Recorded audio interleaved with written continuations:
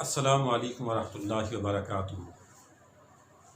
آج میں سیدہ کائنات، مخدومہ کائنات، جگر گوشہ رسول فاطمہ بطول رضی اللہ تعالی عنہا کی بارگاہ میں اپنی کچھ عقیدتوں کا اظہار کرنا چاہتا ہوں۔ ہمارا یہ نظریہ اور عقیدہ ہے کہ ہم اہل بیت اطہار کی محبت کو اپنے ایمان کا جز نہیں سمجھتے ہیں، بلکہ اہل بیت اطہار کی محبت کو ہم اپنے ایمان کی اصل سمجھتے ہیں، اور ہمارا یہ عقیدہ ہے کہ اہل بیت اطہار کی محبت کے بغیر کوئی شخص مومن نہیں ہو سکتا ہے۔ سیدہ کائنات کو اللہ تعالیٰ نے جو شان اور رفعت عطا فرمائی ہے وہ انہی کا خاصہ ہے۔ دیکھیں، نبی اکرم صلی اللہ علیہ وآلہ وسلم وہ شخصیت ہیں، وہ ذات ہیں کہ اگر مسجد اقصی میں آتے ہیں تو سارے نبی کھڑے ہو کر میرے آقا کا استقبال کرتے ہیں۔ صحابہ کی محفل میں آئیں تو صحابہ کرام کھڑے ہو کر میرے آقا کا استقبال کریں۔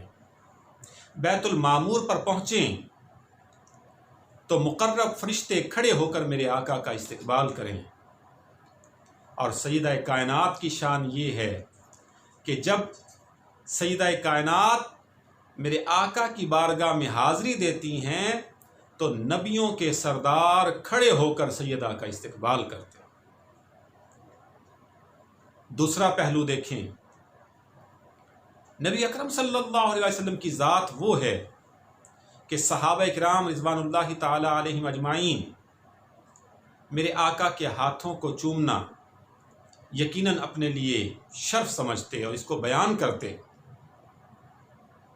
معراج کی رات خالق کائنات نے فرشتوں کے سردار کو بھیجا کہ جاؤ میرے محبوب کو عرش اعظم پر لے آؤ۔ در مصطفیٰ پر حاضر ہوئے فرشتوں کے سردار اور دیکھا کہ نبی اکرم صلی اللہ علیہ وآلہ وسلم آپ چادر تان کر آرام فرمائے۔ اللہ تعالیٰ کی بارگاہ میں عرض کی، مولا تیرا محبوب تو آرام فرمائے۔ فرمایا یہ تیرے کافوری لب کس دن کے لیے بنائے ہیں؟ علماء کرام فرماتے ہیں کہ حکم ہوا قبل قدمہ، میرے محبوب کے قدموں کو چوم لو، تمہارے کافوری لبوں کی ٹھنڈک کو محسوس کریں گے تو بیدار ہو جائیں گے۔ اور پھر ایسا ہی ہوا۔ اور علماء کرام فرماتے ہیں کہ فرشتوں کے سردار نے لذت کیسی پائی؟ فرماتے ہیں نہ جنت کی کلیوں میں دیکھا، مزاج و محمد کی تلیوں میں دیکھا۔ نبی علیہ السلام کے قدموں کو چومنا فرشتوں کا سردار بھی اپنے لیے بہت بڑا شرف سمجھے۔ معزز سامعین گرامی، جس نبی کے قدموں کو فرشتوں کا سردار چومے، سیدہ کائنات کی عظمت کا یہ پہلو بھی دیکھیں کہ جب سیدہ کائنات میرے آقا کی بارگاہ میں حاضر ہوتی ہیں یا نبی علیہ السلام سیدہ کے گھر میں تشریف لاتے ہیں تو میرے آقا سیدہ کی پیشانی کو چوما کرتے۔ بشارت دی میرے آقا نے سیدہ فاطمہ الزہرا کو کہ اے فاطمہ، اللہ نے تمہیں جنتی عورتوں کا سردار بنایا ہے، ان کے بچے جنتی جوانوں کے سردار اور وہ خود جنتی عورتوں کی سردار۔ سبق یہ ملتا ہے کہ اے مسلمانوں، اہل بیت اطہار کا دامن چھوڑ کر کوئی جنتی نہیں ہو سکتا۔ کوئی اس غلط فہمی میں نہ رہے، کوئی اس خوش فہمی میں نہ رہے کہ اس در کے علاوہ مجھے جنت مل جائے گی، یہ ممکن ہی نہیں ہے۔ سیدہ کائنات کو اللہ تبارک تعالیٰ نے بڑی شان عطا فرمائی۔ میں عرض کیا کرتا ہوں کہ سیدہ کائنات، مخدومہ کائنات سیدہ فاطمہ الزہرا رضی اللہ تعالی عنہا، یہ میرے آقا کے سیرت اور صورت دونوں کی مظہر اتم ہیں۔ نبی اکرم صلی اللہ علیہ وسلم سے جو بہت کچھ انہوں نے پایا، اس میں سے ایک یہ بھی تھا کہ امت مصطفیٰ کا بڑا درد رکھنے والی تھی۔ امام حسن رضی اللہ تعالیٰ عنہ، آپ جب بھی دیکھتے کہ سیدہ فاطمہ الزہرا رضی اللہ تعالیٰ عنہ اللہ کی بارگاہ میں دعا کے لیے ہاتھ اٹھاتی ہیں تو سب سے پہلے امت کے لیے دعا کرتی ہیں۔ امام حسن رضی اللہ تعالیٰ عنہ عرض کرتے ہیں، اماں، پیاری ماں، میرے لیے بھی تو دعا کریں، حسین کے لیے بھی تو دعا کریں، زینب کے لیے تو دعا کریں۔ تو سیدہ کائنات نے فرمایا ہاں اے حسن، میں تمہارے لیے بھی دعا کرتی ہوں، حسین کے لیے بھی دعا کرتی ہوں، زینب کے لیے بھی دعا کرتی ہوں، لیکن میں نے اپنے بابا جان کو ہمیشہ دیکھا کہ ان کی پہلی دعا اپنی امت کے لیے ہوا کرتی تھی، تو اے حسن، میری پہلی دعا کا حق بھی نبی علیہ السلام کی امت ہی کے لیے ہے۔ خواتین کے لیے سیدہ کائنات کی ذات میں بہت بڑا درس ہے۔ صرف ان سے محبت کا دعویٰ کافی نہیں ہے، ان کی سیرت کو اپنانا ضروری ہے۔ دنیا میں ظاہری حیات مبارکہ میں پردے کا یہ عالم ہے کہ علماء کرام فرماتے ہیں کہ اپنے گھر کے صحن میں بھی کبھی اپنے کھلے بالوں کے ساتھ تشریف نہ لائی، کہ سورج نے کبھی ان کے بالوں کو نہ دیکھا، اتنے پردے کا اہتمام کرنے والی۔ اور عالم یہ ہے کہ سہیلی نے سیدہ فاطمہ الزہرا کا حال دیکھا تو محسوس کیا کہ غم زدہ ہیں، غمگین ہیں، تو پوچھا، اے فاطمہ، کیا پریشانی ہے؟ تو اپنی سہیلی کو بتاتی ہیں کہ پریشانی مجھے یہ ہے کہ میں نے یہ دیکھا ہے کہ جب خواتین فوت ہو جاتی ہیں، ان کی چارپائی کو قبرستان کی طرف لے جاتے ہیں تو ان کا جسم نمایاں ہوتا ہے۔ مجھے یہ فکر کھائے جاتی ہے، مجھے یہ غم کھائے جاتا ہے کہ مجھے یہ گوارا نہیں ہے کہ مرنے کے بعد بھی میرا جسم کفن کے اندر ہو اور وہ ظاہر ہو۔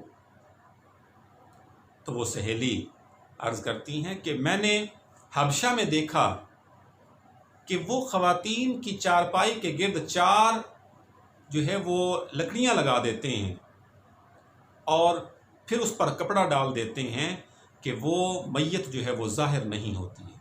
سیدہ کائنات نے اس بات کو بہت زیادہ پسند فرمایا اور آپ نے یہ وصیت فرمائی کہ میرے جنازے کو بھی اسی طرح سے لے جایا جائے کہ چار لکڑیاں چارپائی کے ارد گرد جو ہیں وہ لگائی جائیں اور ان پر کپڑا ڈالا جائے کہ میرا جسم جو ہے وہ ظاہر نہ ہو۔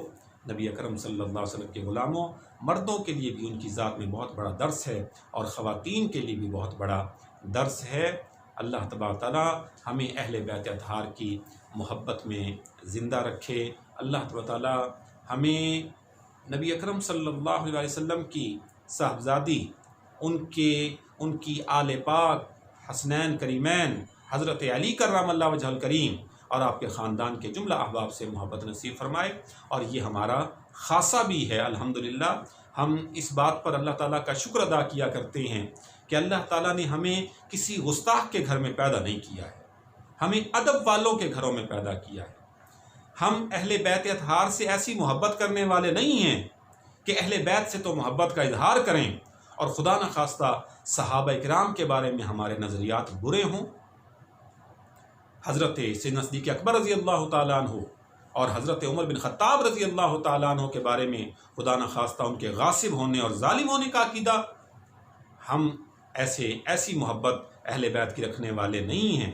یہ ہمارا بھی امتیاز ہے کہ اولیاء کا ذکر ہو تو ہم خوش ہوتے ہیں، صحابہ کا ذکر ہو تو ہم خوش ہوتے ہیں، اہل بیت اطہار کا ذکر ہو ہم خوش ہوتے ہیں، ازواج مطہرات کا ذکر ہو تو ہم خوش ہوتے ہیں۔ ایسے طبقے آپ نے دیکھے ہوں گے کہ اہل بیت کی تو محبت کا دعویٰ کرتے ہیں، لیکن خدا نخواستہ نعوذ باللہ من ذالک صحابہ کرام کے بارے میں بڑی غلط زبان استعمال کرتے ہیں اور جو ہے وہ اپنے ایمان کو چٹ کر بیٹھتے ہیں۔ اور ایسے لوگ بھی آپ نے دیکھے ہوں گے کہ جو اہل بیت اطہار سے بغض رکھنے والے ہیں، صحابہ کے نام لیتے ہیں اور اہل بیت اطہار سے بغض رکھنے والے ہیں، اور خدا نخواستہ حسین پاک کو باغی کہنے والے ہیں۔ اللہ تعالیٰ کا ہم پر خاص فضل ہے کہ ہم سب سے محبت کرنے والے ہیں، اور ہماری زبان سے کسی کی گستاخی جو ہے وہ کبھی سنی نہیں گئی، اور کٹ کر گر جائیں ہماری زبانیں اس وقت سے پہلے کہ ہم نبی علیہ السلام سے جو ان کے قریبی ہیں، ازواج مطہرات، نبی اسلام کی آل پاک، صحابہ کرام، کہ ان کے بارے میں ہماری زبان سے کبھی کوئی غلط جملہ نکلے اور سرزد ہو۔ اللہ تعالیٰ جب تک ہمیں زندگی عطا فرمائے، نبی الاسلام کی محبت میں زندگی عطا فرمائے، نبی الاسلام کے پیاروں سے محبت رکھنے کی توفیق عطا فرمائے، اور جب اس دنیا سے جائیں تو اللہ کرے اس حال میں جائیں کہ آل پاک کی محبت، صحابہ کرام کی محبت ہمارے سینوں میں ہو، اور زبان پر نبی الاسلام کا کلمہ ہو۔ وآخر دعوانا ان الحمد للہ رب العالمین۔